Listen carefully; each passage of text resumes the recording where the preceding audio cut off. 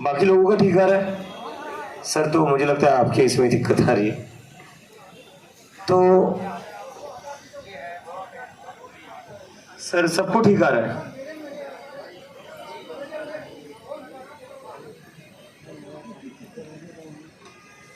ठीक। तो आज सुबह सुबह जो हमारे भारतीय जनता पार्टी के प्रेसिडेंट अभी अभी अपॉइंट हुए नितिन नवीन जी, उन्होंने एक स्टेटमेंट दिया है कि जंतर मंतर पर जो लोग बैठे हुए हैं कॉकरोचेस से, वायरस से, उनका स्टेटमेंट मैं पहले आप लोगों को सुना देता हूँ, उसके बाद मैं अपनी बात रखूंगा। लड़ाई नहीं है। तो जिस प्रकार से इस देश में एक वायरस और कॉकरोच जैसी पार्टियां आ रही हैं, ये देश को खोखला करने वाले लोग हैं। इन वायरस और कॉकरोच वाले लोगों को निश्चित रूप से ध्यान रखने की जरूरत है। ये देश के टुकड़े करने वाले गैंग के लोग हैं। इन देश के टुकड़े करने वाले गैंग के लोगों को सबक सिखाने का काम भारतीय जनता पार्टी का कार्यकर्ता ही कर सकता है। मित्रों, आज पूरे विश्व में भारत का तिरंगा लहराता है। सम्मान के साथ हम आगे बढ़ते हैं। बिल्कुल, बहुत सम्मान के साथ भारत का तिरंगा लहराया जा रहा है। अपने देश के युवाओं को कॉकरोचेस और वायरस बोलकर बहुत देश का तिरंगा लहराया जा रहा है।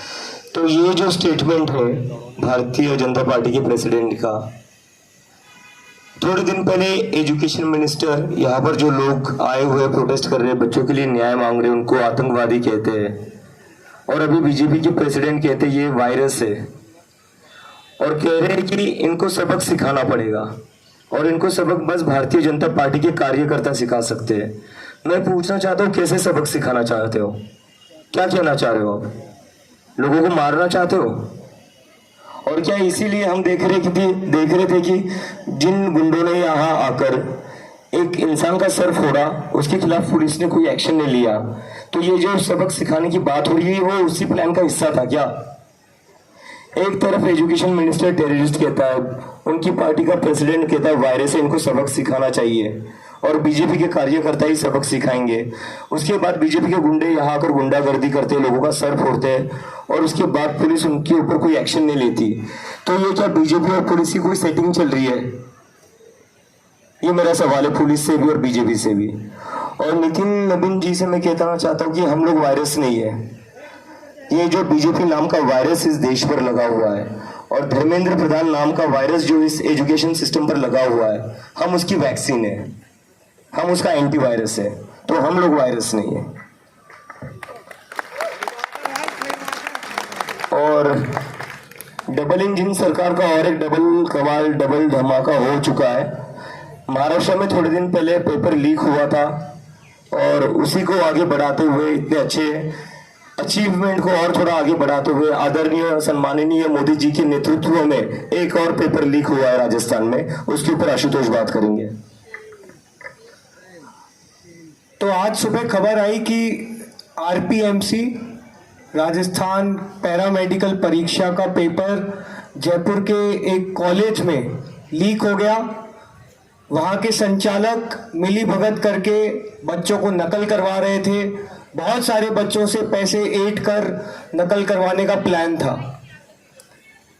पिछले 2 महीने में नीट के अलावा और भी कई एग्जाम्स, चाहे वो सीबीएसई का एग्जाम हो, चाहे सीयूईटी का एग्जाम हो, चाहे एसएससी जीडी का एग्जाम हो, पिछले 1-1.5 महीने में इस देश में कम से कम 5 या 6 पेपरों में गड़बड़ियां हुई हैं, पेपर लीक हुआ है।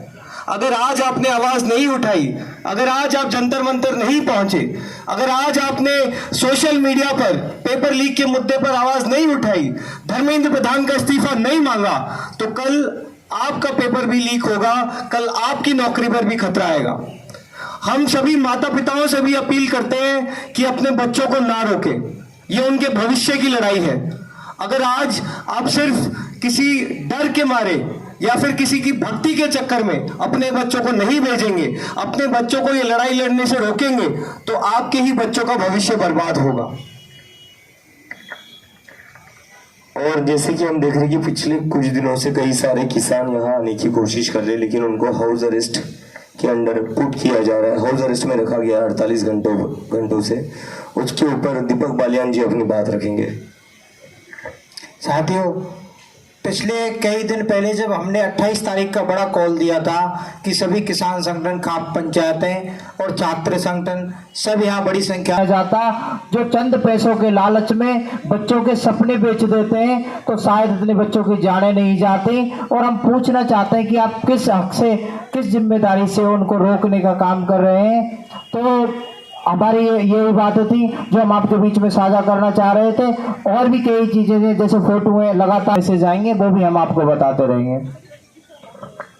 अगर कोई क्वेश्चंस हो आप लोगों के तो क्वेश्चंस।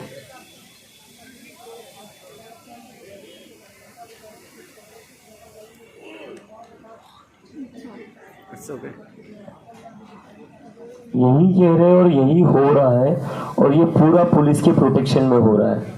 यहाँ पर गुंडों ने आकर लोगों के सर फोड़े और उसके बाद भी पुलिस ने उन लोगों को अरेस्ट नहीं किया है।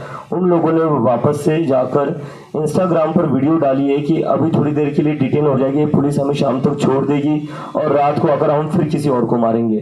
तो ये तो मतलब इन लोगों की सेटिंग हो रखी है, इन लोगों ने इनकी प्लानिंग चल रही है।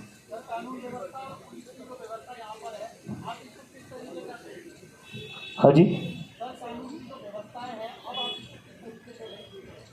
मैं तो पहले दिन से बोल रहा हूँ, मुझे तो कानून की व्यवस्था नहीं लग रही है। मुझे कानून की जो व्यवस्था है, जो पुलिस है, वो सिक्योरिटी से ज़्यादा मुझे इस चीज़ के लिए लग रही है कि कैसे पानी रोका जाए, कैसे खाना रोका जाए और कैसे एक फ्री वे दिया जाए बीजेपी को, गुंडों को यहाँ आकर किसी को मारने का, किसी का सर फोड़ने का। मेडिकल चेकअप हो रहा है, हमारे डॉक्टर से करे जो लोग अनशन पर बैठे हुए। सर आप कहाँ काम करते हो? कहाँ काम करते हो? कौन सी न्यूज एजेंसी? हाँ, कौन सी न्यूज? ओके सर, आप 2-3 गलत खबरें चला दोगे, आपको रखेंगे उस न्यूज चैनल में? मैं भी, अगर आप 2-3 खबरें गलत चला दोगे, आपको उस न्यूज चैनल में रखेंगे वो? नहीं, ठीक है। तो आपके अखबार में आप अकेले काम करते हो या कोई और काम करते हैं? हाँ, तो सर अगर कोई प्राइवेट कंपनी में काम करता है, वो 1-2 गलतियां करता है, उसको निकाला जाता है। निकाला जाता है नहीं निकाला जाता है? क्यों निकाला जाता है? अपना काम ठीक से नहीं करता है और उसको निकाला जाता है। तो उसके बाद जो आता है उसके मन में डर रहता है, बाकी जो लोग वहां रहते हैं उनके मन में डर रहता है कि हम ठीक से काम नहीं करेंगे ना तो हमें भी निकाला जाएगा। तो वो सारे लोग अपने आप लाइन पर आ जाते हैं। इस सरकार के अंदर और इन मंत्रियों के अंदर जो 12 साल से बैठ रहे ना, उनके अंदर ये डर नहीं है। उनके मन के अंदर डर बिठाना पड़ेगा कि अगर एक भी पेपर लीक होता है, एक भी बच्चा सुसाइड करता है, तो इनकी कुर्सी आ जाएगी। जब इनकी कुर्सी जाएगी ना, तब देखिए सारा का सारा सिस्टम कैसे अपने आप लाइन पर आता है। इनके अंदर वो डर नहीं है।